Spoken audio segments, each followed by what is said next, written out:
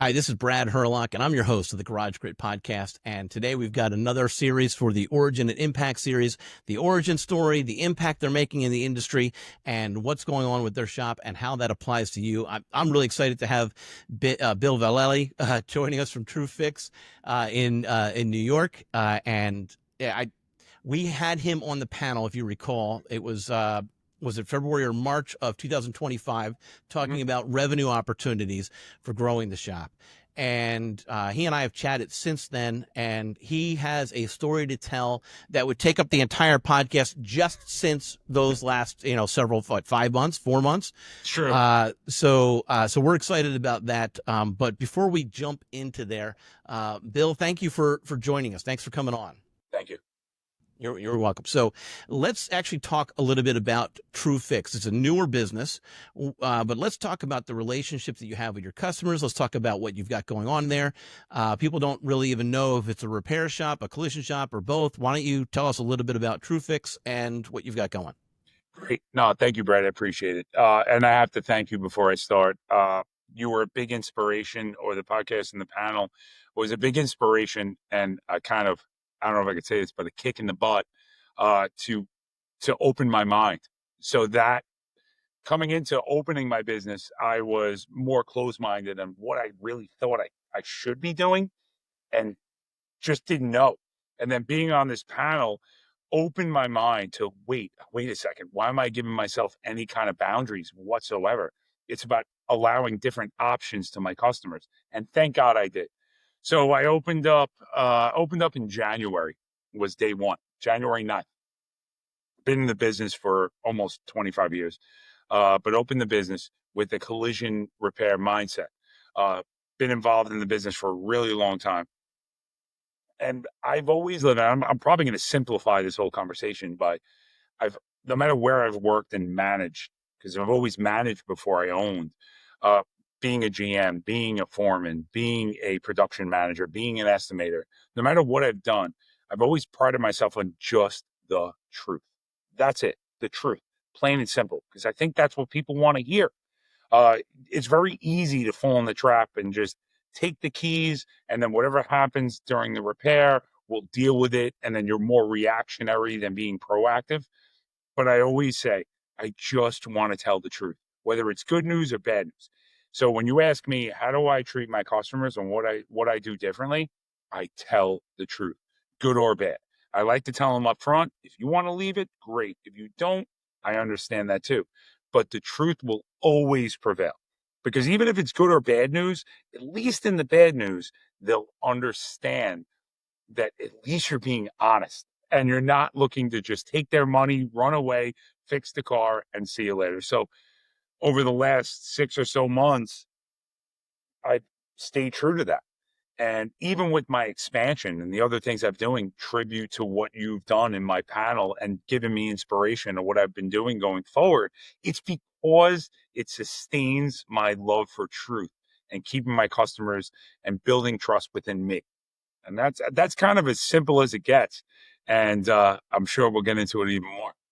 Well, and thank you for the compliment. I'm glad that the podcast is helping people. I'm glad they get to hear about these things. That's amazing, and I love your passion for the truth.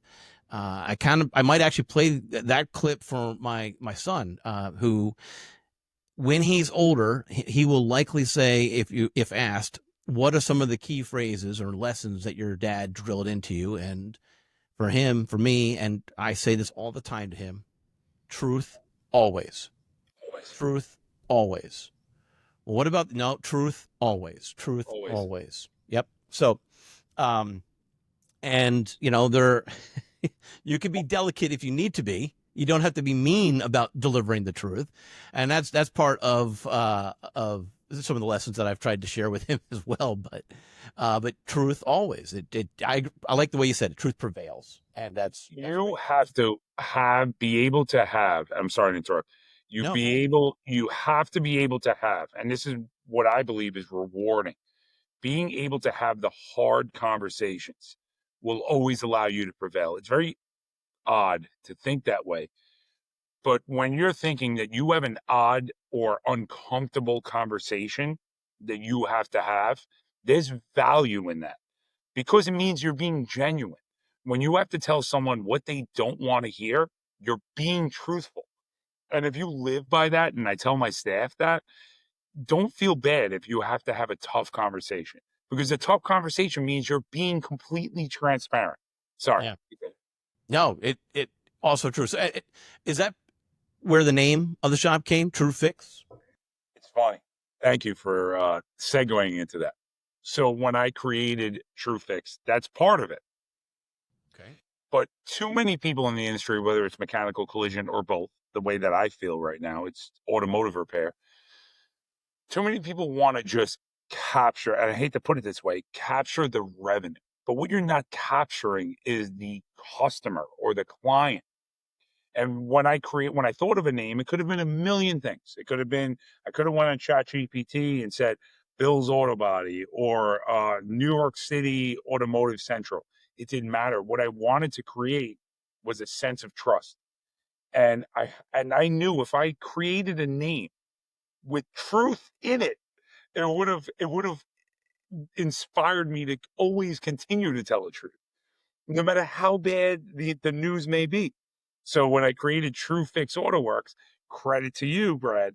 And I will say that truthfully, because you got me right at the beginning, is I called it AutoWorks for a reason. I didn't want people to think immediately that I'm just a body shop. I didn't want that. I wanted a full service facility. So immediately following, it was like, wait, I really, really should not box myself into this one little hole to say I'm just going to fix a fender or I'm just going to change a bumper. But I want to be able to tell my customers, yes, I could do that. I can't have a barrier. And if they walk in my door and they say to me, can you do this? I don't want to ever say no. So when I called it AutoWorks, AutoWorks encompasses everything. Yes, ambiguous, but it encompasses anything. A one-stop shop. You I'm need a pushing it back. I'm pushing back. You ready? I'm gonna. Are you go. what about calibrations? What about ADAS? It's still a part of it. I can do it too, All right. or I'll find someone that I could sublet it to. Okay. So do you have the space in house to act like the setting up? And so you bring in a sub to actually run the equipment, or do you have the equipment yourself? Or both. So since our last podcast, I forgot his name that was on it, and I really was inspired by him as well. I'll have to put you in touch with Tyson. Yeah, Tyson. That is a great mind. And and I think I said this in the podcast, I like to be in control of everything. So if I can't, I will find a resource that I trust that will, and then I will verify. So there's some calibrations that I can't do, but I have trusted vendors that I will use to do that. Got it. Where I can verify and do it again, and also go back if there's a problem, and trust them that they're doing it using the standards and the practices that the manufacturer has set forth. Yeah. Now, are you providing them with certified paperwork? I sure am. Absolutely. Okay. Nice. Good. All right. So what about something as simple as tinting? I'm sorry for those who. No. I didn't mean to call that a lesser work. It's not as complicated as ADOS, right? So tinting. There's something to say about that. And I'll tell you, this is really interesting too, Brad, and you must be like my shaman or something. I don't know. I just had this conversation literally 48 hours ago. So I had a customer that came in because I do New York State inspections as well.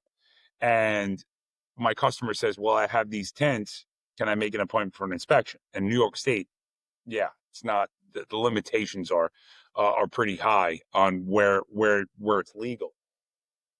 I don't want to say no ever. I want to have a solution, right? So what I do is I say, well, I can't offer that, but I have someone that can, within legal limits, that if you reach out to this person, again, another trusted associate that I've gone to before, but then it creates a bridge. So that same individual, that vendor that I spoke to, was very similar to the conversation that we're having now, where I said, listen, I'll only deal with vendors that I trust. Show me that I trust you. And we've done a couple of things. Tint's a great example. Well, is it compliant?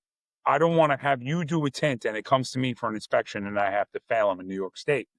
I have to understand that you're also giving your customers options. So overall, it's about giving not saying no to my customer, but Yeah. giving them the ability to say no themselves. Yeah. If that makes any sense. It does. It does. And, my understanding of tint is, as far as legalities, it's just a matter of darkness. Is there Correct. more to it than that? Oh, it's Correct. just darkness. Correct. Yep. Absolutely. And so, I was actually just kind of looking into this, and I was realizing that and I mentioned to you that I'm in proximity to Delaware and Maryland, and here I am in Pennsylvania, as far as where I sit. I drive into those states all the time. And in fact, to get to the one store that we occasionally go to, you have to go through Maryland to get into Delaware to get to it. So That's right.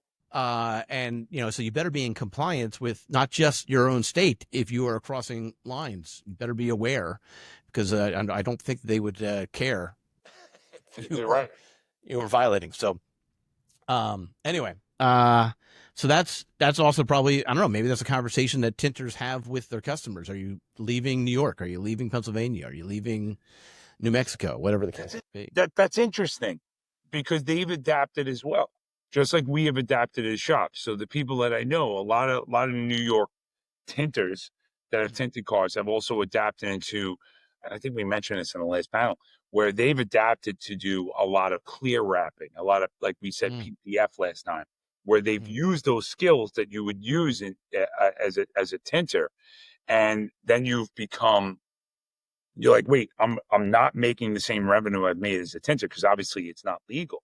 Uh, but now I'm going to do a clear wrap because it's the same technique. So now they've changed that revenue from tinting to wrapping vehicles or clear wrapping bumpers, etc. So they've adapted as well. Yeah, right.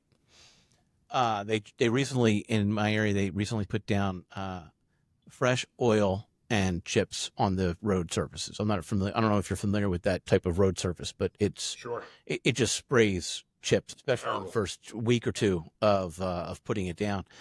And so everyone's driving really, really slow, hoping they don't wreck their vehicle. But it's a thing. And so, and I don't know, we must come from an area where I'm at, must be heavily populated from Britain, because somebody took the liberty of adjusting one of the signs with orange tape and a black Sharpie. It now says, instead of fresh oil and chips, it now says fish and chips. Not but a few miles from me. It wasn't me. Just for the record, Right. it wasn't me. I'm sure it wasn't, Brett. but now you drive by one of those signs, we're like, I'm hungry. I don't know why. So anyway, okay. Let's get back to so you mentioned you made some changes. You started this business. You were working at another shop before this, but let's actually rewind the clock all the way to how you got into this industry to begin with. Wow. And then we can talk, and let's just do that briefly, and then we'll get more into detail of what's happened in the last 5-6 months. I'll tighten it up. I'll make sure it's right. All right. So my father, to start really where it really began, my father was a mechanic, 35 years for Coca-Cola, mechanic. Okay. To really make it brief, I couldn't stand it. My father, and in New York, if anybody realizes that's watching, there's no driveways, there's no garages in New York City, in Lower Queens. So it's on the street with a sanding block and a ratchet set in the street park. And I hated it, helping my dad. Couldn't stand it. But there's something to be said as growing up. You kind of go back to your roots. So growing up, didn't want to be involved, hated every second that my father would wake me up and I would help him block nitro stained on the side of his 79 Impala. Couldn't stand it. As I grow older, I by osmosis found my way back into it, and I ended up coming back as a veteran. I came back from Iraq looking for a job with benefits, and then I had an interview with Progressive Insurance. I was just going to settle claims, make some benefits, make a good salary, support myself as a single guy before I met my wife. Great, but what I found is that I wanted to be with cars all the time. So I was a generalist at the time. and I was settling liability cases for injury, etc. Uh, but I wanted to be in the field. I wanted to put my hands on cars. I wanted to touch damage. I wanted to write estimates. I hated being in the office, and that grew over years. Uh, 9 years of Progressive, left there, went to Travelers Insurance, became an instructor, a welding instructor, and a live program instructor for iCar because I loved fixing cars at that point. Taught myself how to weld aluminum and TIG weld, etc. But then I realized I want to be more involved in the repair process. I wanted to do more. I wanted to touch more. So I ended up managing a couple of facilities, moving on, became a general manager. And then eventually where I am now, I'm an owner. So put 25 years together and condensed into about 30 seconds. That's right. where I'm at. Yeah. Okay. All right. And so the last shop that you were at, you were a manager, not a principal? I was a manager, yeah. Okay. And you left there on good terms, bad terms? How'd that transpire? Fantastic terms. So it was a little bit of a transition. So I knew at that time that I wanted to own a shop. Now, Mm-hmm. with the other things that I do nationally, I was in the shop, upper New York City, in the Bronx. Was a true GM, and I would say more of a business development manager. I would say I wasn't writing much, but I was just growing the business, allowing them to capture more revenue in the collision space. And at that point, I said, you know what, I can't do this anymore. I have to kind of build a path for myself. I know it works after all these years. I've grown all these shops and everywhere that I've worked, and I got to go. I got to go my own way. And I've gone my own way. And then I said, I'm going to own. And I came into High Velocity during the transition, and then Okay. learning to own my own place. So all that in mind, created Tru-Fix AutoWorks in place of that, and I haven't looked back. High Velocity, they're a collision shop. Collision, and a little bit of mechanical, yeah. Okay. All right. And is that the primary thing that you're doing? Is there any other business verticals that you're working or working on? Sure. Thank you. So, if there's a definition of being embedded in the collision repair and automotive industry, that's probably me. I am the principal of Collision Training Institute, which is a coaching slash consulting company that we fight for the right value for the consumer on a total loss. We fight and train people to learn how to repair vehicles correctly. We also do work for the manufacturers. That's one business, Collision Training Institute. So I was there. The first service that you mentioned in CTI. And I'm sorry. Am I allowed to call it CTI? Yes, absolutely. Everybody does. Okay. Yeah, yes. All right. Because everyone's in a hurry. I mean, when I named my son, my wife wanted to give him like a 5-syllable name. I'm like, I don't have that kind of time. And Right. so, anyway, so he's got a 1-syllable name. So CTI. You mentioned fighting for the value on total losses, and it seems to me that there's been an uptick in total losses due to ADAS and the inability to affordably repair the radar and recalibrate things. So, so who in that situation, the accident victim or car holder, is the one that's your customer, or are you So the advocating for through the shop for that customer so that they get a good reputation? in the very beginning, a large part of our advocates have been the shops, so they're the first line of defense. What it's grown to be is almost organically, 100% organically, where clients, based on our results over time, we've been successful. But it's not an adversarial thing. It's our thoroughness, being able to find, okay, is this value correct and accurate based on what the market bears, or is it not? And if it is, we'll gladly tell a client, saying, you know what, the offer you got is pretty good. I would take it. It bears itself within the market. Or if it's not, who's coming to you in that situation? the Somebody's in a car accident. insured. It's always the insured. All right. The So customer. I take my car. I'm in a car accident. I take my car to the local body shop, and they tell me it's totaled. And then Right. they give me your name and number to help me battle for the price. But this dollar amount doesn't seem right to me. I'm going to put you in touch with someone from CTI, and they're That's going to help correct. out. Okay. Absolutely And, correct. and then do you charge a fee to We that? do. No, we do. Okay. And it's Percent of cost, or is it a flat fee, or is it? it's a flat fee. So what Okay. we don't do, what I can tell you, what we don't do, based on the complexity of the claim. Obviously, if I have a Mhm. 993, my fee is not going to be the same. But if uh, what I want to produce or display to my clients is, I'm not out for you to pay me in the first 5 minutes. I want to evaluate the claim first. So there is no charge when you call me. There is Mhm. just, hey, here's what I got. Take a look at it. Do you think that there's a proverbial meat on the bone where Mhm. I'm losing here? And we'll tell them, Mhm. and there's no charge it. But most of the time we're engaging, where it's like, well, yeah, you're leaving thousands on the table. That's interesting. All right, so I mean, and I can relate to this a little bit because recently, supposedly the way I'm supposed to say it is a deer hit my wife, and so it was a newer vehicle. The vehicle is a 2020, and it was totaled. And like just to look at it, you're like, what's wrong with it? Like it was obviously a small deer because it's not a lot done, not a lot of visible damage, very drivable, and yet totaled. And the first value that came back from the insurance company caused alarm because our attitude was this is not even this we're not going to get to replacement cost of a similar vehicle at the current market, and so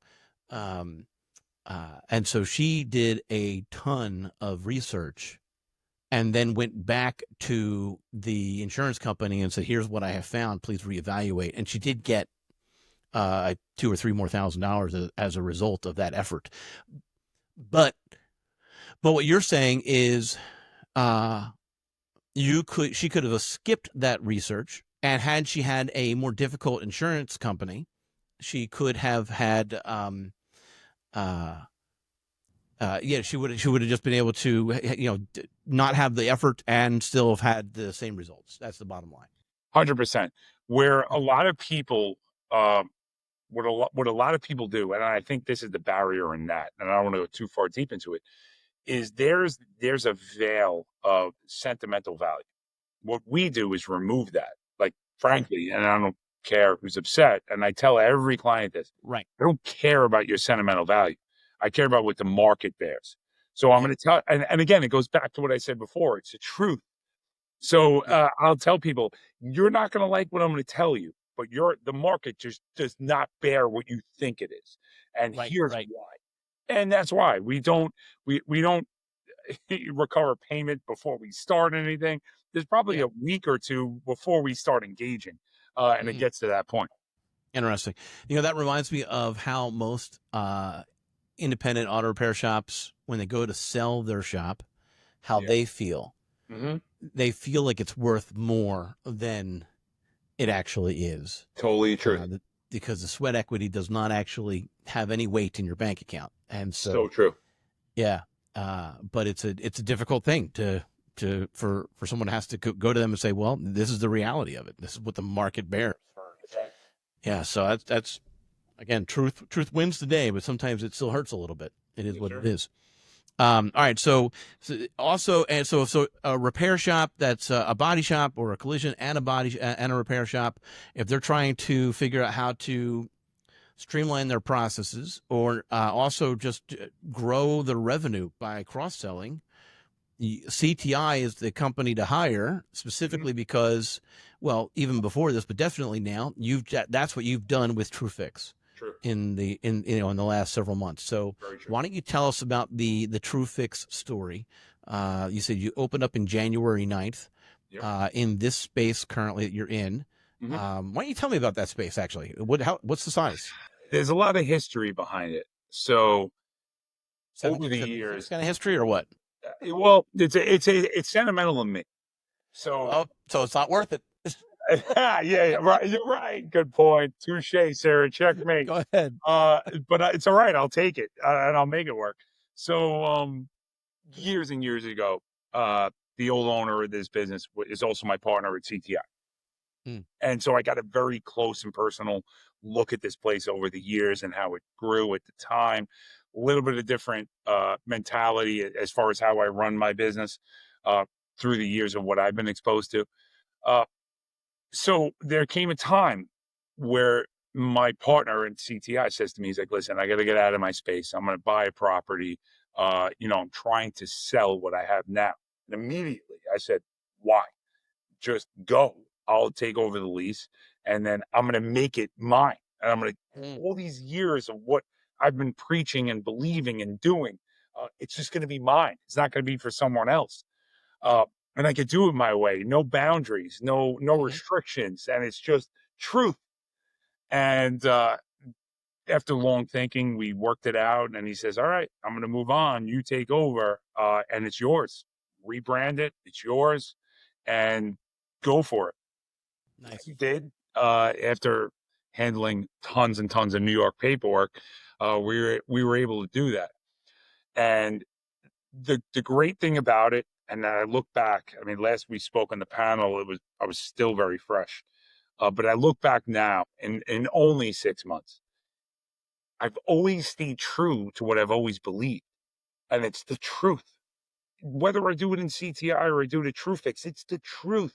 If I tell people what they want to hear, I'm not doing a service for them. And it's really weird to say that. But when I tell them the hard conversations, what they're going to encounter, what they may potentially encounter, and prepare them. Some people call it uh, over promise, under promise, over deliver. Mm-hmm. I kind of agree with that, but at the same time, but if I set the expectation the right way, I've built the shop based on that. I've Okay. worked in shops where they do the opposite, just capture the work, and then we'll deal with the problems later. I don't believe that. So Okay. I call it Tru-Fix because we are true. And it's true. It's a Tru-Fix AutoWorks because there is no boundaries. And Right. and you know what? We'll handle it. We'll figure it out. And if we can't, we're going to send them somewhere who could. Right. Right. True fix. Completely fixed with truth and trust. Yes. Okay. Got it. All right. So, what on that panel? You said you kind of fresh into the space, and the panel specifically was about expanding revenue opportunities within your shop, just trying to add some gravy to what you already had or help with Yeah. slow periods. Sure. So what got you thinking? How did that apply to you? You know, Tyson, I believe his name is right. Maybe wrong. Okay. He he struck you and him struck something in me. Um, over the years, admittedly, I haven't been that exposed to the mechanical world. My world has always been do or die collision, maybe basic light mechanical, oil changes and brakes. But what I realized is that I'm exposed. So on that panel, based on what you guys were saying, and like you'll do full service mechanical, but you're capturing the customer and you're able to give them a resource on what they can do. I go, I'm at an advantage right now. And during that panel, as I'm listening, I'm at an incredible advantage because I'm new. I don't have old habits. I'm able to carve out my own path. So what do I do from here? I'm like, and Brad, I'll tell you, almost immediately after I got off that call, I'm like, we're changing the mindset where I'm not going to be discouraged with what I don't know, but I'm going to learn. And long story short, where I am now is I'm doing both of it. Where if someone comes in and they say, I need an engine swap, or I need a 6-month preventative maintenance or a 180,000 mile service, I'm doing it. But what it's brought, and I'm not to get too long winded, but I'm passionate about it. What it's brought, it's open doors where by me saying that, by me not saying no, builds the trust that I believed I created when I created the name Tru-Fix. So if someone has a battery problem, I got it. Someone has an engine problem, I got it. Check engine Now, light, I got it. hold on. hold on. Go. Let's break down the how. All right. So, how soon did you out and hire an A tech, a B tech, I'll tell you what I did. seven So, A techs? as new businesses do, we struggled in growing pains. Like I had a Yeah. set of technicians that were here, but what I didn't have is a mechanic. I didn't have one. We were kind of doing it in house, figuring it out. Uh, you know, by grace, I would say by grace or divine intervention, let's call it.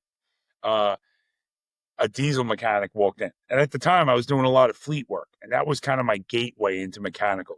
And Okay. one of the conditions of that is that conditions in doing collision work on fleets, namely Amazon, was to be able to do mechanical.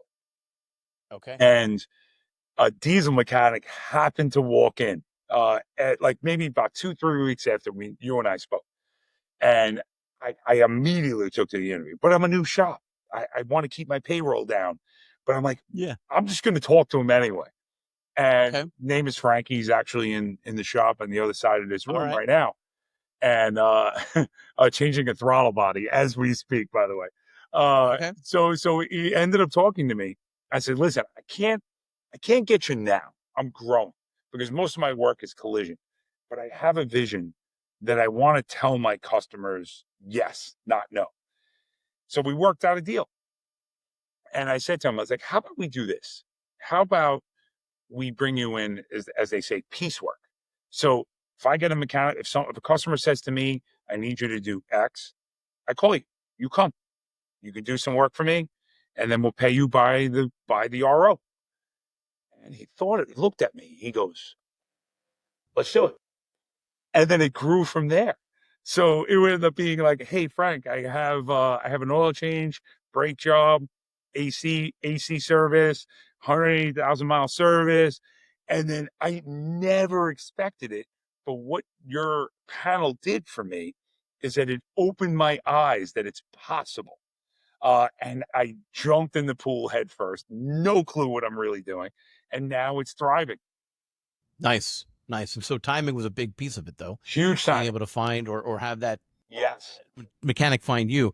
And but I don't know if the audience caught what you said to him, but when you spoke with him, it sounded like you were completely transparent. I'm a Was. new shop. I can't bring you on right now. Or let's do it in phases. This is the vision. This is where I'm headed. How fast can we get there? Maybe you can be a part of it, as opposed to I'll let you know and Right. hope that he doesn't change anything. You're trying to hold your cards back as opposed to sharing your cards. No. And this isn't an us versus them type equation. This is a transparency for everybody equation. Yeah, And I have that's to great. jump Back to the in. truth. I have to jump in on this thing because it's a big part of what I do, not customer facing, but what I do looking in. And I just had this conversation. The way I treat my technicians is that the way, and I just said it to a tech the other day. I want to Okay. treat my technicians as if I was as if I would want to be treated. Sure. And it's with transparency. They don't need to be shielded by what I have going on in the office. I want them to know everything. I want them to know, hey, we're grown. I want them to know, like, listen, we're not at the point where I'm taking 30, 40 ROs at a time, but I want them to know, like, you're growing with me. So when I Right. speak with, and I wouldn't say like, of course, they're not going to view me as a peer. They're gonna view me as an owner, but Mm-hmm. I want to be able to have the relationship with my employees and my technicians to say, this is what we're trying to build, guys. Yes. And I'm telling you what we're trying to. And it's truth. It's always true. It's never less than that, never more than that. It's just the truth. So when you tell me, and it embraces an environment where they can speak to me freely, how they feel, Mm-hmm. problem solve. And I'm always going to say, go for it. I'm good with that because it's gonna embrace an environment that's going to thrive and instill my vision of truth. I have a new employee that I hired on Monday, never touched a wrench in his life, ever. But you know what I Okay. found in him is that I found that he has the drive that he wants to work. and I can embrace that. I could teach it. Go ahead. I'm sorry. I'm going off Right. on a No, tangent. that's perfect. I mean, and that's also so true. I mean, and we're in a space where is just the mechanic deficit is, what was it, 500,000? It's ridiculous, right? Huge. The huge deficit. We're not going to be able to conquer it anytime soon. I've talked to people from across the country, and I've heard different approaches. I'm hoping, I don't know if it's going to happen, but I'm hoping to bring a handful of those approaches onto a panel in the near future. But some of these shop owners that I've spoken with, they have the mindset of, I'm not just trying to bring on more mechanics for me. I'm trying to bring on more mechanics for my industry because that will Yeah. help me. And so there's a shop out in out west, I believe Washington State, if I remember correctly. The owner there has a very aggressive approach, an organization outside of her shop that's constantly trying to inspire youth to want to join. Spoken to a shop down in, I want to say Florida, and I've been trying to get him on to join the podcast. It's been a little bit difficult, but I'm hoping he'll come on because he's been converting gang members, getting them getting them off the streets, getting them, and I don't know if Let me it's tell you something. members, but getting people off the streets into training, getting them ASE Yep. certified, and either he hires them or he gets them hired somewhere else. And I'm like, that's people need to hear that story, right? So, 100%. And Brad, let me uh, stop you, not to cut you off. no, go ahead. What's really important in that specific conversation and what plagues our industry is that we just don't have the patience. So if you have the patience Mm, and you have the person that wants to do it, if you have the want and the patience, you will do it. You just have to have patience and let it mhm. grow and flourish and let it you can you can instill a culture in someone, and it's a lot easier doing it from the ground up than doing it with 30 years of experience. Yeah, yeah, and so that's also true. But how are you? I mean, there's two questions there, right? And the question one is, how are you being profitable on that person that you're training? And maybe on day one you're not, and you got to stop seeing, you got to stop looking past, you got to start looking past next Friday, right? And that might I be got day an one. answer for you. And then the okay, all right, well then I'll pause and let you go ahead. So that to me, and I don't mean this towards you. Um, I how do I phrase this correctly? You have to be, if you're going to have patience, you have to fully accept what's coming. So what do I do? I'll tell you, and maybe I'm not right, but this is what I do. So Ethan came aboard, never touched a wrench in his life. Came because he was just interested, and there's something to be said about it. I just want to Mm-hmm. learn. And I think it's a disservice that we don't at least take them up on that. And me being new, I have the opportunity to bring someone on. So what do I do? Of course, in the first month, everybody's like, well, he's not good. All the other employees, like, he's not good. I said, have patience. So what I did is I brought everyone together. I said, what do you want to do? What do you want to do? What do you want to learn? Obviously, you came to me. You want to learn at this business. What do you want? And he goes, well, I really want a detail. Great. Let's do it. But you're going to be a part of the team because I've instilled uh, an ethos and a mindset that everyone's going to do everything. So you're going to be a part of this team, number one. And if that means shadowing somebody next to you, you're going to be, and if you ask me to be profitable, I'm going to make you be profitable for me. And how does that work? Okay, I have a car that you have to wash it. If you're going to polish a car, try it. If you're going to take a car apart and put it back together or do an oil change, it all encompasses in the same thing. We have to have the capacity for our technicians to make mistakes. And I said that straight away. Make a mistake. I'm going to know there's a mistake and I'll accept that. Because if that mistake comes, you're right. Yes.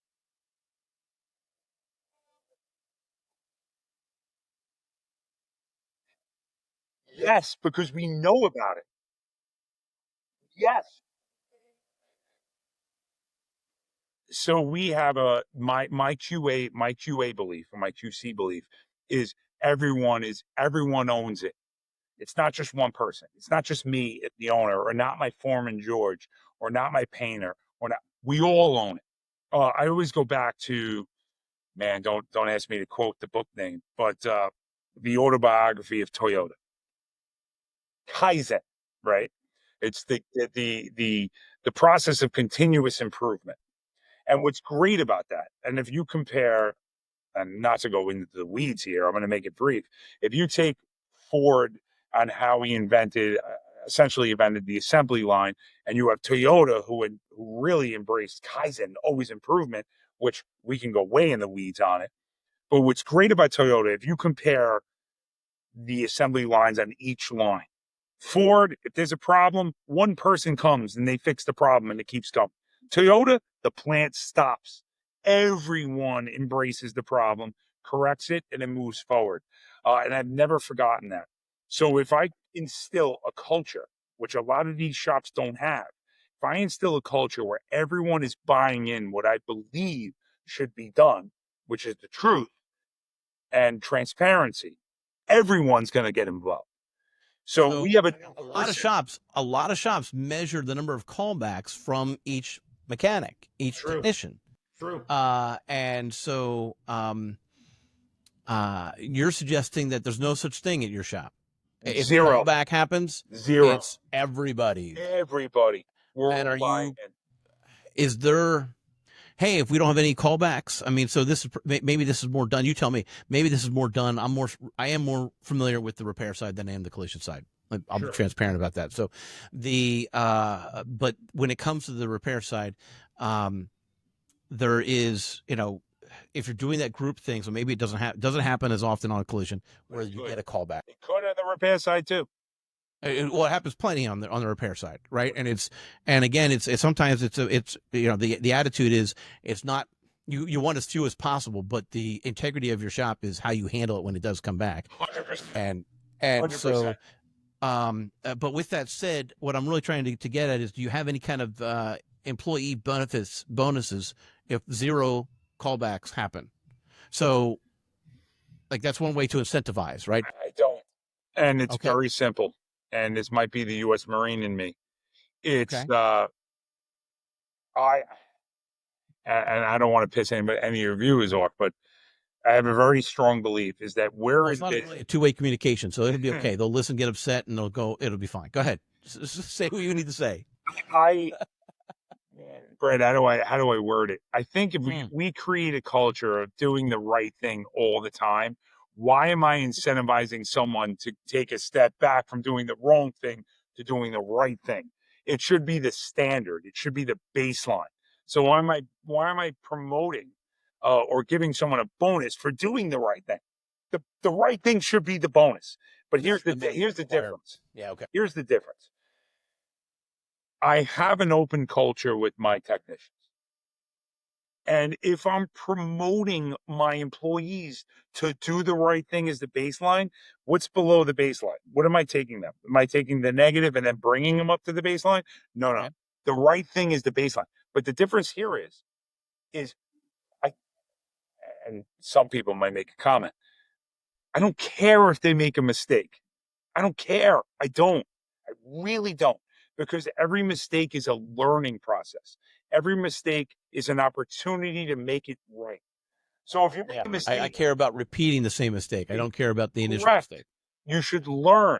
So if your standard is the right thing and the trying, I don't want to incentivize doing the wrong thing and building to the right thing, if that makes any sense. Yeah, no, it's fine. All right. So, so take on the motivated, inspired young person who wants to do the work, even if they are unqualified currently. 100%. And train them, knowing that if you do it right, their loyalty will stay with you. At least that's your hope. Because the other thing could happen, the other concern with that I know that I would hear from people is, I don't want to train them for the guy down the street. Well, that's fine, and pay him better. You ever heard the term, Brad? The tide rises all ships? Yeah. I'm okay with that. And I am, and I've accepted that. Yeah. Okay. You don't work extra hard to make sure that you retain them. So here's my thought. And maybe this is just my exposure to the rest of the industry around the country. Where people fail is they've ignored the nurturing of these people. And it's not always, and I hate to piss anyone off, and I know from experience, it's not about what you put in their pocket. It's about empowering them to to be the best that they can be. Hmm. Yes, salary is a big part of it. Right. It's not what you put into their bank account; it's what you put into their mind. So if I train someone up and they leave, yes, that sucks. It does, of course. But you know what? If they leave, they weren't what I thought they were when they were here. And maybe Yeah. it's something that I got to look deeper within myself. What did I do wrong? But it's not their fault. Obviously, there's a reason why they're leaving. Right. And it could be that you're underpaying them, but Could be. not you specifically, but in general, right, for shops. True. It also could be that you under invested in them mentally, 100%. emotionally to build that loyalty. So Yeah. that's interesting to think of. All right. So a month after I guess like around April, you had this mechanic, this diesel technician working. And he's starting to be full time. That probably happened pretty quick, especially if you got a fleet lined up. It did. It did quicker than I thought. And it kind of grew organically to he was just here every day. Yeah. And then it's all right. Well, you might as well come aboard. You know what I mean? And that's how it happened. Nice. So we just had a panel, and by the way, I mentioned the panel podcast that you were on before. I wasn't sure if it was February or March. I looked it up. It was actually published on March 25th of 2025, and it's about building revenue in the business. So so guys, check that out if you're listening. But also check out the podcast that was just released recently, the July 2025 podcast that was released recently, because we had shop owners who owned a collision shop and a repair shop under the same roof. And it was interesting to hear them talk. They spoke about how they run it like two separate businesses.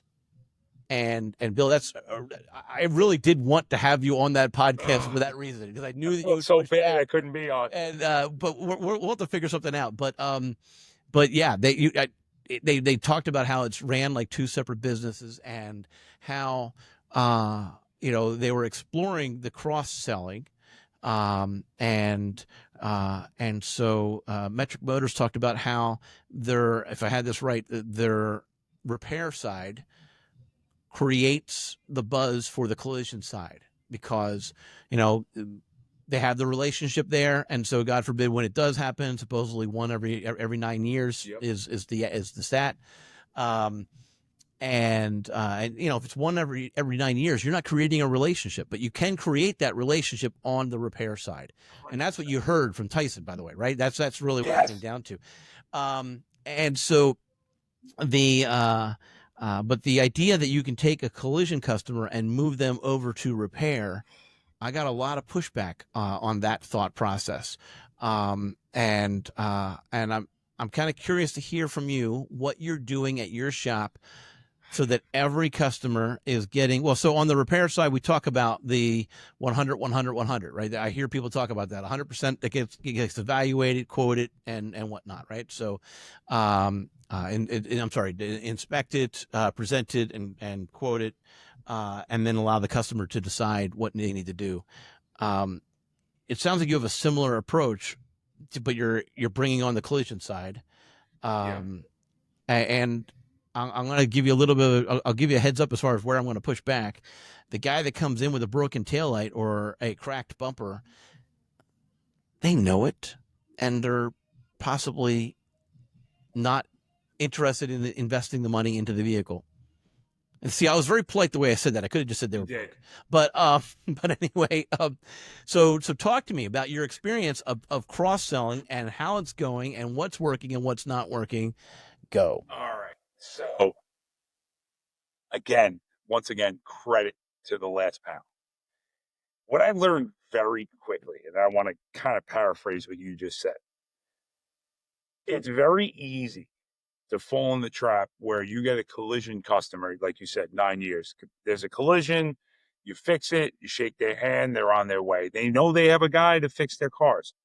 What I really believe, especially after that panel, is that you don't really build that trust until you're the guy on the everyday driver, on the things you may need in a pinch.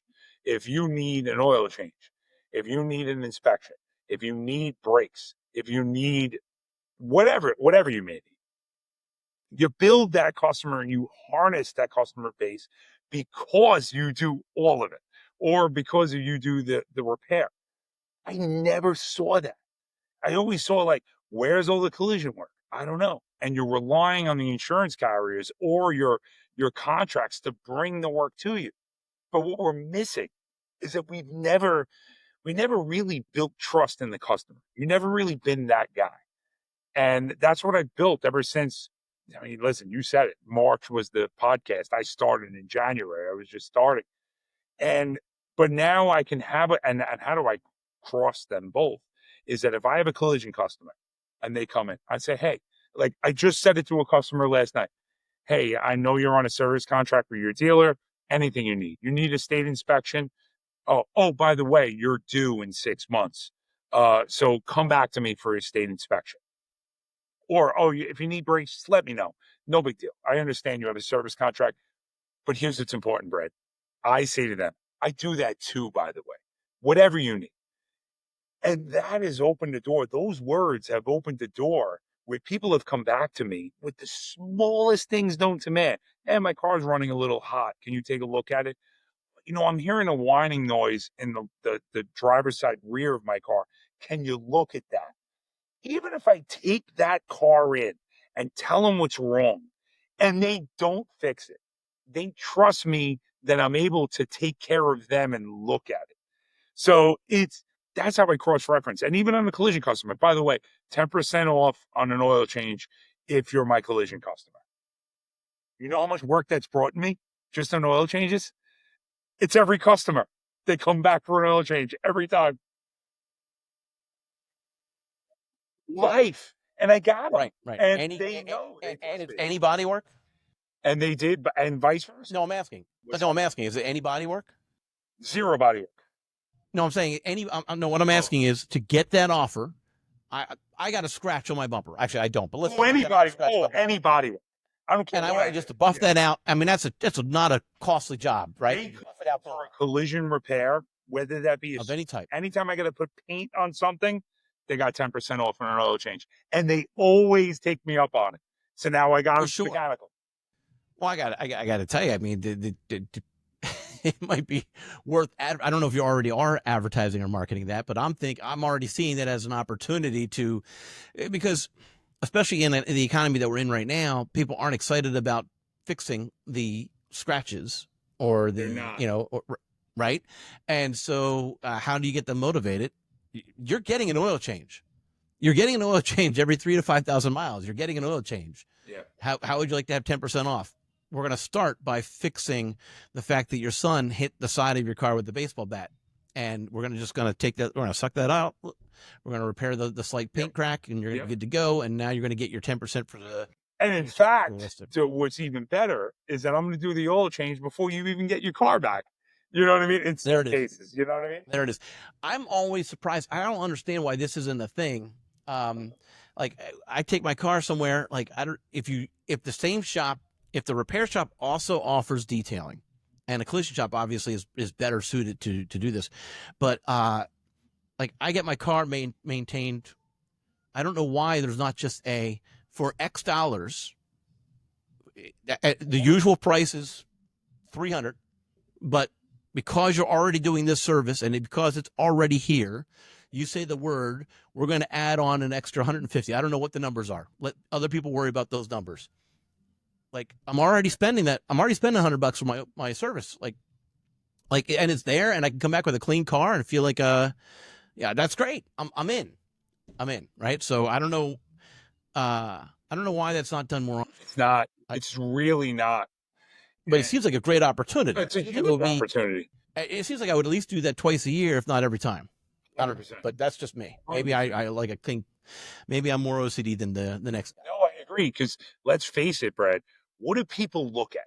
Are they, and this is what I try to tell people along the industry. When you're embedded in it, whether you're a plumber, you're an electrician, I can't go to an electrician and explain the specific nomenclature on what their job is, right? And what we often fall apart in our industry is that we say, well, that weld isn't perfect. I get it. I'm with you. Within us peers, we care about that. Do you think the Mhm. customer really knows what to look at porosity in a weld or a failed weld or a let's just put it on the repair side. I don't know. Cross threaded a bolt. I'm just throwing it out there. Do you think they care? They don't. What they do is what they care about is what it looks like and how it operates. So I'm not going to Yeah. pretend to Yeah. explain how a weld is constructed. I'm going to show them the finished product. So why would you not sell details? That's what you see. You should. Yeah. Right. Right. Yeah, and that makes complete sense to me. And I don't know, I'm the kind of guy that actually gets cleans the inside of my car or get it detailed more than I do the outside of the car. And I have the same principle when it comes to, uh, you know, like my wife will make a comment about how my hair is out of place or this or that. I'm like, that's not my problem. You're the one that has to look at me. I don't have to look at me. All I have to do is avoid mirrors, and it's and so um but it's a little bit of an overstatement, I guess. Here I am on a video podcast, but it is. Well, I want to see something along those lines, right? Go ahead. So it's funny. I had my wife, as a matter of fact, like shocking. I'm fixing my wife's car. So my wife gets a Ah, scratch on her okay. front bumper. You think my wife cares like what I had to do to get to that point? What she cared about is the Cheerios that my guy vacuumed out of the back seat. She couldn't Yes. stop talking about it. She says, I don't Yes. care what you did in the paint work and the paint matching Mm, or the oil change we did, the type of oil we used, the type of filter we used. She just cared that I got all the Cheerios off the back seat. Like when you really think about that, it's that makes complete sense. Why am I it's not it's capitalizing on that? You know? it's right. Yes, I agree. I agree, and it's a little bit frustrating, I would imagine, right? Yeah. Because you care about the oil, and so all right. So my dad was an electrical contractor, and I remember working with him growing up, and he grilled into me, right, that when you're mounting that Romex wire on the joist, above the where even if the ceiling is going to be finished, it needs to be exactly so many inches from the edge of the joist, not dipping down. It needs to be perfectly straight across. It needs to be stapled so many it can't the Romex can't be twisted. Yep. Code wise, it can be twisted, Mhm. right? Code wise, it didn't have to be exactly where my dad wanted it. It could have actually had some variance up and down. It wouldn't have mattered. And nobody would have seen it because the ceiling would have been done. It would have been put into place. Mhm. But for him, it was a matter of pride. So to some extent, there's still some of that, There right? I'm is. still going to make sure that that weld is perfect because I am proud of the work that I'm doing. And there's absolutely something to be said about Sure. that. But at the end of the day, we also need to recognize that our customers care about the Cheerios. They do. Yeah. Yeah. So clean those Cheerios. All right. So, uh, do you pay attention to how much money is? Do you pay attention to your revenue buckets? Detailing versus tinting versus ADOS versus mechanical versus collision. Is it one bucket, or do you pay attention to each of the buckets? That's a great question. And it's funny. I struggle with that. Um, I pay attention to all of them. And I've always been a creature of what's driving the most. Like what's driving what's driving the most revenue, B, what's driving the best efficiency, Mm-hmm. and what can I do to enhance that? So if someone, let's say, like, take the best example. After our podcast, I'm like, wait, why am I missing mechanical work? Why would anyone in the collision space not at least try? And that's exactly what I did. So am I paying attention? So the greatest part of that, and this is probably this sums it all up. When I got involved in mechanical, I guess I'm an estimator by trade / welder / body man. But estimator that's my favorite strong suit. And I go, wait a minute, how do I not know how to write mechanical estimates? I don't know software, I don't know it, but I guess what? I'm going to learn. Um, and I did. And I said, and I called every body shop friend that I know and every mechanic that I know. I think, what I missed over these last 20 years once I started learning, because I know the concept. I know how to turn a wrench. So when I answer your question, what am I if I'm paying attention to something, I kind of dive in the pool head first. I want to look at all of it. What am I not and kind of deconstruct that. I look at what I'm not doing. That's probably the best. Okay. What revenue Look am at I the empty not buckets looking at? first. Right. Where are the empty buckets? Yeah, where's the empty buckets that I could Yeah. look Okay. at? Okay. All right. So, um, if you see a disbalance, unbalance between the different buckets, like how are you going to respond to that? What are you going to do next? Do you try to up the marketing for a particular bucket, or are you trying to increase the focus with your conversations with your customers? That's probably the best way. So if I see a bucket that's not really performing, the first thing I do is like, what am I doing wrong? Or if there's a better way that I can do that. And then because I can't measure it if I don't test it. Yeah. So if I'm lacking in one bucket and I'm thriving in another, why is this here and that's not here? Obviously, I'm not talking about this bucket so much to bring it to here. And if I am, why is this lacking so much? Is it something that I'm not performing as an owner, or my staff's not performing and promoting it? Mm-hmm. So that's what I'll do, exactly as you said. I'll lean a certain way, marketing wise, where I'll promote that a little more. Great example Yeah. of that Okay. is New York State inspections.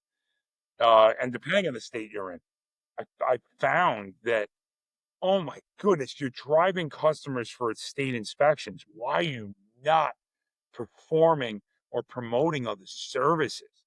So when you say Yeah. paying attention to a bucket, like, yeah, I'm getting $37 in inspection. Why aren't I pushing windshield wipers? Why aren't I telling customers I can do tires? Why aren't I telling these same inspection customers that I do fix body and paint, or I can handle a clean for you? It's the ultimate platform. So when you say buckets, I agree with you. Yeah. And I do it all the time. Wheel alignments. Great. You're nodding your head. Talk to me. Do you have alignment rack? I don't. I don't. Do I? Sure. I definitely want one, but I have a belief in that. That's where more I pay attention to margins. And here's something that could equate. I've had a recent conversation about a glass technician. Do I perform my own glass? I equate glass to alignments often. Would I love $100,000 frame wheel alignment rack? Sure. But here's the thing. Unless I have a technician that's going to work all day on that wheel alignment rack, it's not worth it to me.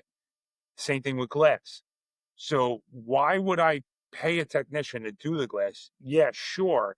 I might make up for a few dollars in doing my own glass, but guess what?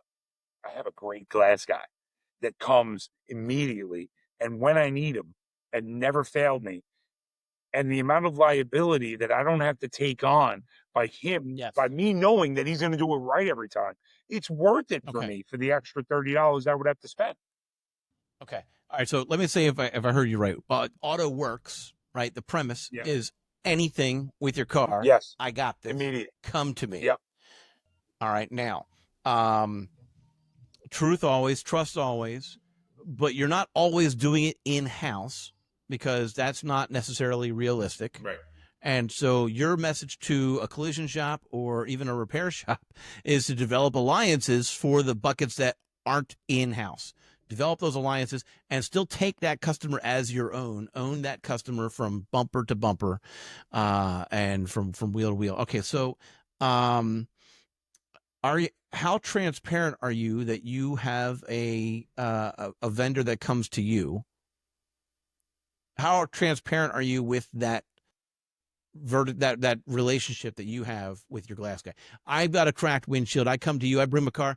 Bill, I need to take care of this. That's too big of a crack. It's going to spider. It's going to get worse. I've got to replace the entire windshield. I've got a guy who will come to take care of this for you. Or go ahead. I'm sorry. I got to give you the answer. No, this is great. Because we're back to that trust thing. I'm calling you out. Maybe I'm calling you out on it. I don't know. Trust me, Do you have for the viewers, are you? for the viewers out there, we did not rehearse. It's going to sound like it, but Brad and I are similar minds. I know I have friends in the industry that'll just tell customers what they want to hear, right? So if but I don't do that. But that leads right into what you're saying. So if a customer, let's take glass. I've had that the other day. Customer has a spider crack in the center of the windshield. Would it be fixed? Potentially. But what I say to them, because I have the transparency with my glass guy, I'll say I already know it in advance. I know what Frank, my glass guy, is going to tell me. It needs to be changed. I already know because I've worked with him so long. I have a long history with him, even in my past, long history. But what I'm going to tell the customer is that let me get Frank, my glass guy at North Shore Auto Glass, shameless plug, to come down and look at it. And if he looks at it and if he believes that it is repairable, he's going to tell you. I don't believe it is. But what's that? No. So, all right. So at that point, why doesn't that customer just go to North Shore? That is the concern of being transparent about who your relationships are. Because they trust me that I'm going to control it. And if they go to Frank, no problem. But what Frank also knows is that it's my customer. And even if he, and here's a big part, Brad, I think this is what we miss too often. If, let's say, same situation and my customer goes to him directly and he captures a customer, he's never going to forget who advocated for him. So when he comes to me in another one, he knows that I'm loyal to him, just like I'm loyal to my technicians, just like I'm loyal to my customers. I have to see beyond. So what is your process to make sure that he captures that customer came from you? See, now that's where I may be weak. I keep it on how I vet my vendors. I kind of, I'm an open heart and I give everyone a shot, but I trust. And let's take Frank, the glass guy. I'm with Frank for years. Yeah. There's a long period of trust there where it's long and tested and known and true, where Frank and I have an understanding on how we operate. And you know what? In reality, Brett, life's too short. If he captures one of my customers and they go right to him, I'm happy about that because I sent him to him, and they trust him like I trust him. And I'm not. No, I get that. I get that, but I want to make sure that Frank gives you the credit.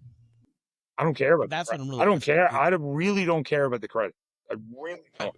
I misspoke. I want Frank. I want to make sure that Frank knows that because it builds the relationship trust that you have with Frank.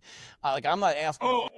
I'm not asking for the kickback. Yeah. I'm asking for, and I'm not asking for accolades, praises. I'm saying I want to make sure that he knows that I sent them. Yeah, because it's a win in the relationship column. You know what I might do? What I do now is that I make it a habit. If a customer is going to talk to him, I'll be like, "Hey, Frank, by the way, Francine's going to give you a call about our windshield." That's kind of like the heads up. I just had I had a paintless dent guy, same situation. I sent him to a customer's house. Stacy, or I'll do a group text and I'll say, Stacy, Mark is reaching out to you on a dent on the roof. Can you take a look at this? And you guys coordinate.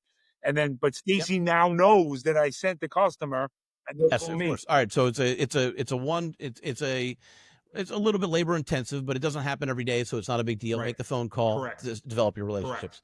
All right, so okay, all right, I got that. But the key that I asked to start this part of the conversation was, and the answer is yes. How transparent are you? And the answer is yes, I am transparent with my customers that I am using someone else. And you don't just say, well, I outsource that. You actually refer to him as my glass guy. And I think that's an important thing to note is that You don't just say you outsource it. It's that I have gone out of my way to establish a relationship with a particular vendor in this area for this particular unique specialty. And now, if I don't go directly to Frank, how much money do I save? How much money do I save by going directly to Frank? It's not And much. you know what? You don't have to give me a dollar amounts exactly. No, it's not much. I always, and that's part of the reason, because I'm not marking it up 100, 200%. I'm marking up a Okay. small percentage just so, because I'm like, you're doing the service. I don't need to be 100% rich on what Okay. you did. Right. It's nominal. It's really not, it's not crazy. Yes. Good. All right. All right. So now, if you're doing the work in house, the parts for that work in house, that gets marked up appropriately. But if it's just an outsourced service and you're just punting, basically. Now, what if the car's in your shop? You have overhead as far as parking goes. I mean, New York. I mean, come on. Like you've got, you only have so many spots available. Mm-hmm. So talk to me a little bit about that. No, I do. That's perfectly true. But let's take Frank for example, right? He comes when I need glass out. I got a car right over there that he's got to take a back glass out. He already did it. Uh, but since I'm loyal, and it goes back to what we're saying, since I'm loyal to him and he's loyal to me, uh, my pricing is different. So and it all equates. So eventually, so ultimately, I'm making revenue based on the trust that I've built with him, and it's more Did it efficient. start that way? Sorry? Did it start that way? I'm going to use fake numbers for a second. All right, these numbers aren't real. I'm making them up. I'm not asking for Bill. I have not asked for. So No, you can ask numbers. No. Well, so here's where I'm going with this is, when you first started with working with Frank, Yeah. years and years ago. Yeah. Okay, when you first started, I imagine I see your business is new, so this is a little bit different. But really, what I'm trying to drive home is the discount that you get today is not the discount that you started with. No. So I can tell you, I ran a shop on the other side of Long Island years ago, and that's how I connected with him, right? And yes, the rate wasn't the same. But Okay. when I called him and say, "Hey, I'm getting the band back together and I'm opening a new shop here. Will you be my glass guy?" You got it. You name it. You're my guy. I'm coming. Here's your rate. So I walked in but it's based on what my history with him is. So I got the rate right Okay. straight away. And that's kind of where I want to kind of hone in for people that are just starting. If you're a shop right now and you're trying to add more buckets and you're adding more buckets by developing relationships with others around town, you can't expect to start at an amazing discount. No. You've got to earn it. You got to earn it. You've got to earn it. And that's I don't know, that's a key thing that I want to talk about there. So or mention. So, okay. All right. So what's next? What's next for me? Yeah. What's next? I don't mean today. I mean in general. For the truth, and not to make this like a 9-hour podcast, but I will tell you. You want to know? Just had this conversation yesterday. My goal ultimately is to bring my. I don't want to take franchise, but I want to replicate. Like if I had to fast forward 5, 10 years, maybe 5, replicate what I built here in the way that I do business, and taking that national. That's my goal.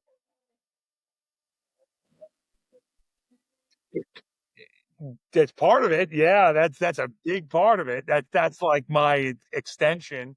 Um, People already have talked to me about it. I said I'm just young. I go I'm a baby when it comes to this business, but that's always the goal, because I think and it brings itself to this. If you're a shop owner, if you work in a shop, if you're thinking about right now and you don't set goals for yourself on where you want to be, what is the point? You end up landing in complacency. You don't want to be better, and you have nothing to shoot for. So if you're going to work every day and not wanting to think and not wanting to enhance what you believe, what is the point? Same goes for me. I don't want to just sit in these 4 walls. I want to expand for the rest of the country. Right. Right. I like it. Okay. All right. Yeah. And that would have been a good place to kind of wrap up the podcast. But I just realized I missed a question that I wanted to ask. Go for it. All right. And because one of the things that was talked about on that podcast with the repair shop and collisions under the same roof, Mm-hmm. right? That was the July 25 podcast.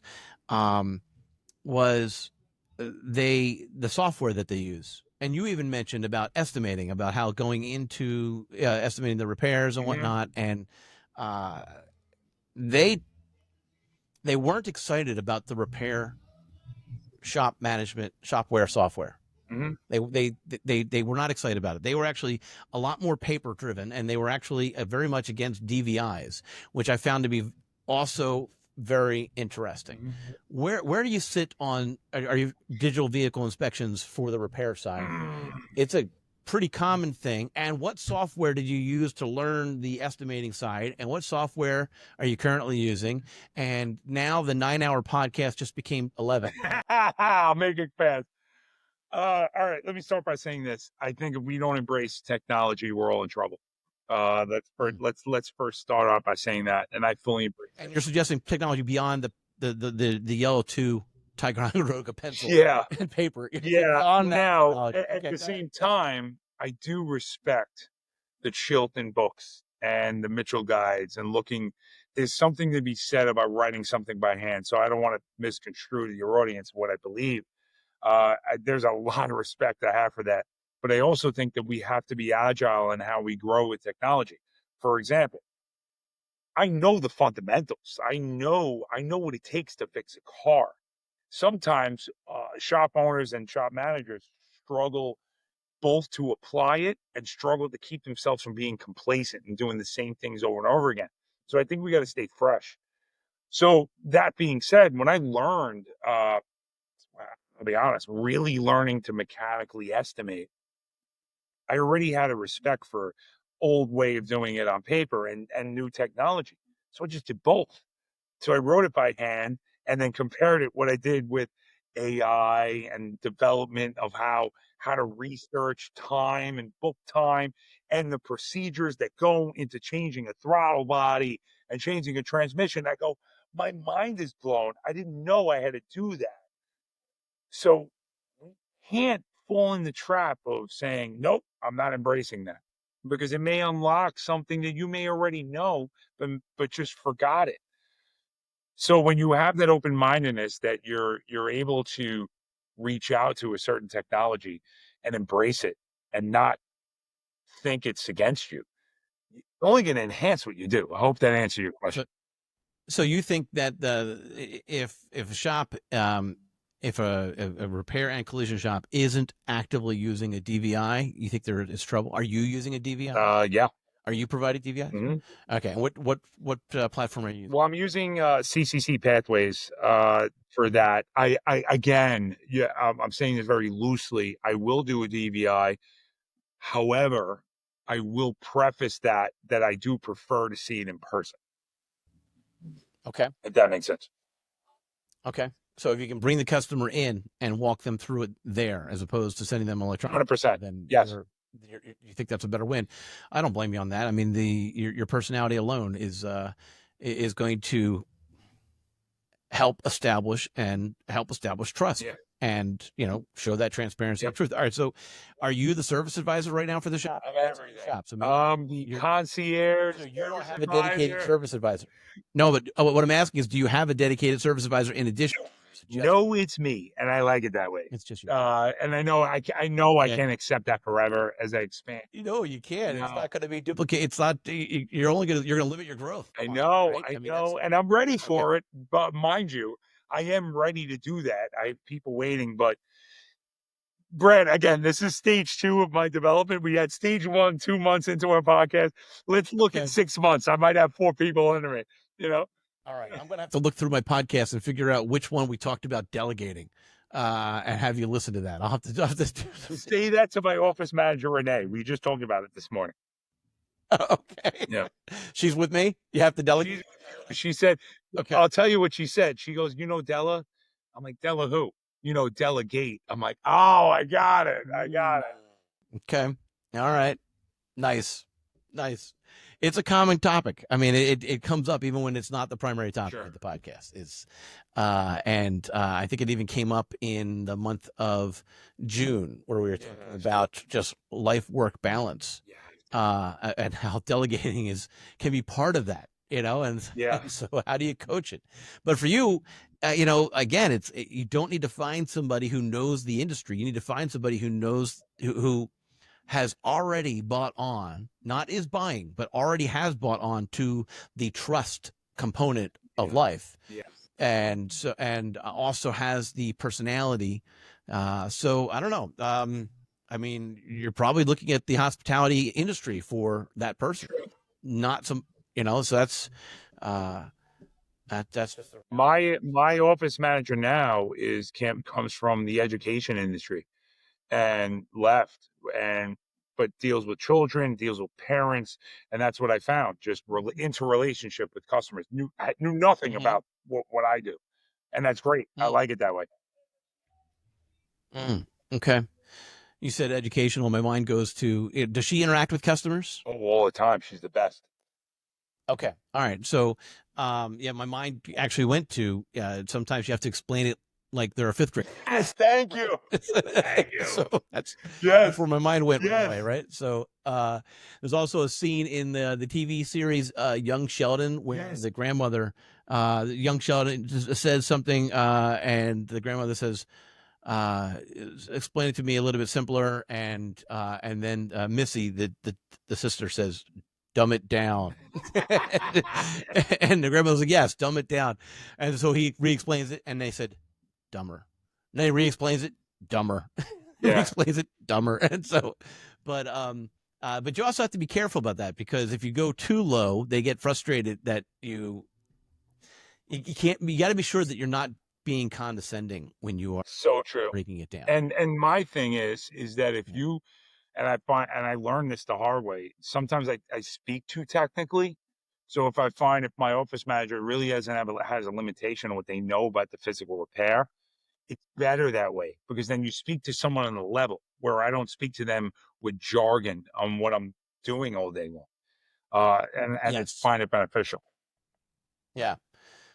No, I personally can relate to that, because as everyone knows, the sponsor of today's podcast is AA Shop Marketing, and a digital marketing company for repair shops. But I'm not the one that is building the websites. I'm not the one that is actually doing, any of the SEO work, the citation building, or, I understand it from a business perspective. And as a result, I'm able to communicate it with shop owners from a business perspective. That's in it. When the business first started, I remember my parents come to me and they said, "So you're going to learn how to build websites?" No, never. That's not my role. My role is talking with people and sharing experiences and sharing, what's next for them and their business, and so, or their shop. And so that's also truth. So I've never written a full line of HTML code. Over the years, I've written partial pieces of code occasionally, but not really. They wouldn't work without other code being added. So that's so I get it. That's me as well. So all right. So the August 2025 planned podcast is about succession planning. And that's the panel that we're going to be having soon. And so I have you had any experience with succession planning? Oh, have you thought about that yet? You're the no. thought about that? No. I certainly have. As a matter of fact, I've had. Wow, we can go off tangent on this, because I just had a conversation. My kids are young, but I have thought about it, and I'll leave you with this. A very close confidant, a software guy, shockingly, on the West Coast, in the estimating space, told me, he's like, "Billy, think about something. If you die tomorrow, is your business going to push on?" And like that really resonated with me. Wait, I gotta have a plan. Like I gotta, and then I go, but it's not just about transferring ownership to the next. When you are a shop owner, you're not the only person there. Yeah. It's not just you, Yes. right? You've got a team of people who are relying. And so if you get hit by a bus tomorrow, are they looking for a job the next day? Yeah, that scares me. That's not cool. No. That's not cool. Yeah. Let's step up to the plate. Let's actually have a plan for. I love it. I'm down For beyond that. Yeah. Let's actually share that transparently with our crew, so that they can be feel that much more comfortable about where they work. I love that concept. That's a great thing to talk about. So, so we're going to be talking about succession planning, but I think that's going to be a key point that's going to be added to the conversation. Sure. And so this has been. Thank you. We've been together. We haven't always connected, but we've reconnected again, and this has been great. I'm pleased. I'm glad, and I thank you for being on. If you want to connect with Bill, can you tell people if they're interested in hearing from you from a coaching side standpoint? Do you mind sharing how they can reach out to you? Sure. The easiest way to get a hold of us is just check out our website. Excuse me. Actually, email is probably the best bet. It's info@collisiontraininginstitute.com. Easiest way. If you want to get a hold of me, you could find me on my website at Tru-Fix, trufixny.com. And that's it. Or find me on Facebook, Instagram, Bill Vallely, and then reach out to me there. Okay. All right. Facebook or Instagram. I didn't hear LinkedIn. LinkedIn too. Yes. Bill Vallely and LinkedIn. Yes. Thank you. You're also on LinkedIn. All right, very good. All right, well, so I appreciate that, and so yeah, reach out to Bill if you have any ideas on how you're going to try to increase the number of buckets that you have at your shop. He might have some ideas for you. So, with that said, and just as a reminder, speaking of Facebook, we have a Facebook group specifically for the podcast to keep conversations going from those panels. And so by all means, jump in there, ask questions, be a part of it, get everyone to kind of rally behind and continue that conversation. You can be found, the Garage Grit Facebook group. You just do that search on Facebook, you'll find us. And if you're a shop owner or a shop manager, we'll let you in and go from there. So thanks again, Bill. This has been a great episode of the Garage Grit podcast by AA Shop Marketing. Everyone, have a good one.